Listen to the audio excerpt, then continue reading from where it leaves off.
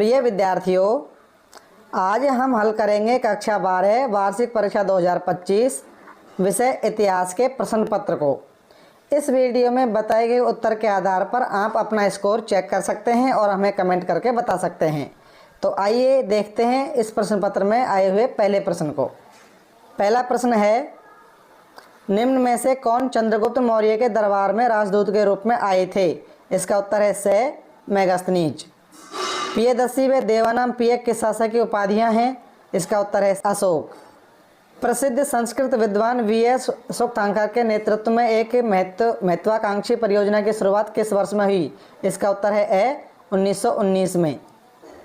1951-52 में हस्तिनापुर का उत्खनन कार्य निम्न में से किसके द्वारा किया गया? इसका उत्तर है बी.बी. लाल के द्वारा। निम्न में से कौन सा युग में सुमेलित है? बुद्ध का जन्म लुम्बिनी, बुद्ध की ज्ञान प्राप्ति कुशीनगर, बुद्ध का प्रथम उपदेश बोधगया, बुद्ध को निब्बान की प्राप्ति सारनाथ।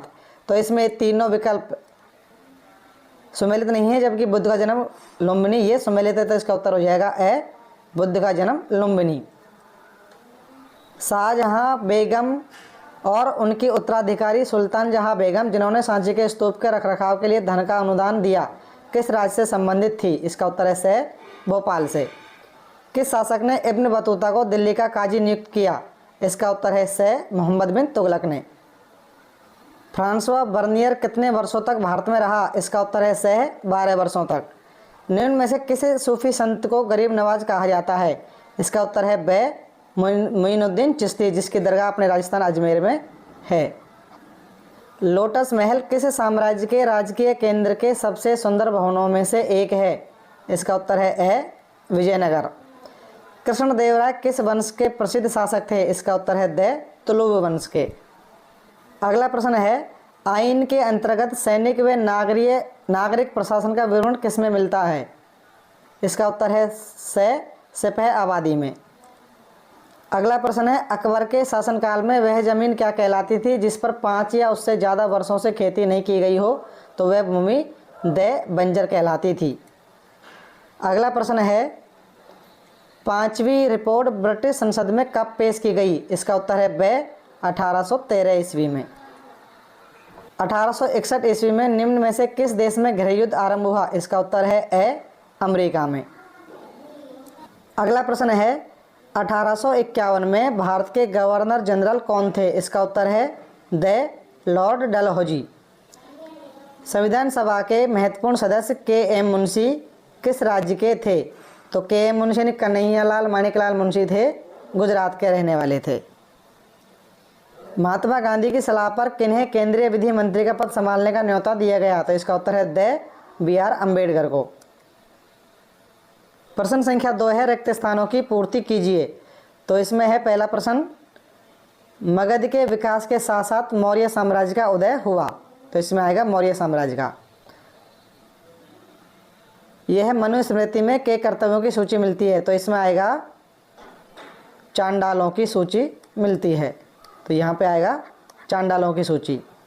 अल बरूनी का जन्म आधुनिक उज्बेकिस्तान में स्थित ख्वारिज में सन, यहाँ पे आएगा 973 ईस्वी में हुआ था। अगला प्रश्न है, अमरनायक प्रणाली साम्राज्य की एक प्रमुख राजनीतिक खोज थी। तो इसमें आएगा विजयनगर की।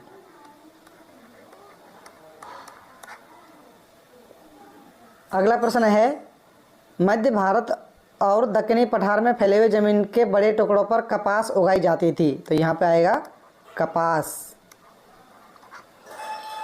19वीं शताब्दी के प्रारंभिक वर्षों में ने राजमहल की पहाड़ियों का दौरा किया। तो यहाँ पे आएगा बुकानन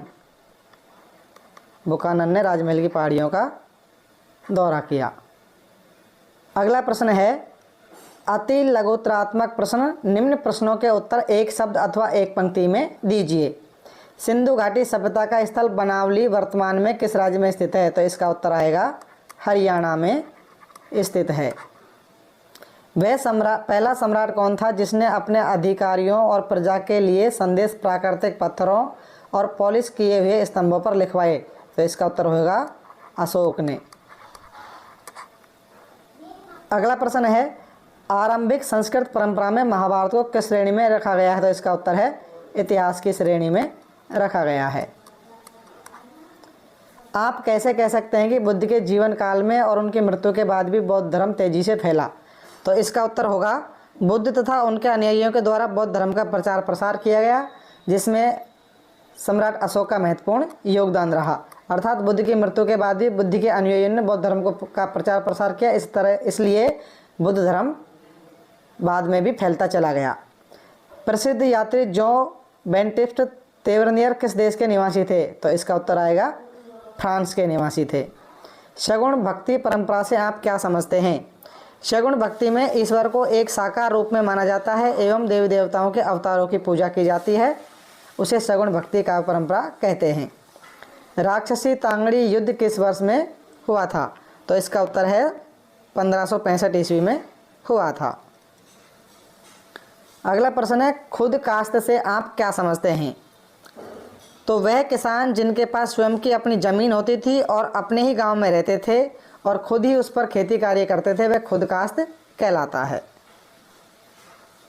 प्रिय विद्यार्थियों, इस प्रकार हमने यहाँ तक इन प्रश्नों के उत्तर आपको बता दिए। यहाँ तक आपके कितने नंबर सही आ रहे हैं, कितने प्रश्न सही हो रहे हैं, हमें कमेंट करके बता सकते हैं। और यदि आप हमारे चैनल पर नए हैं तो इस चैनल को सब्सक्राइब कर लें, जिससे कि आने वाले वीडियो का नोटिफिकेशन आपको तुरंत मिल सके।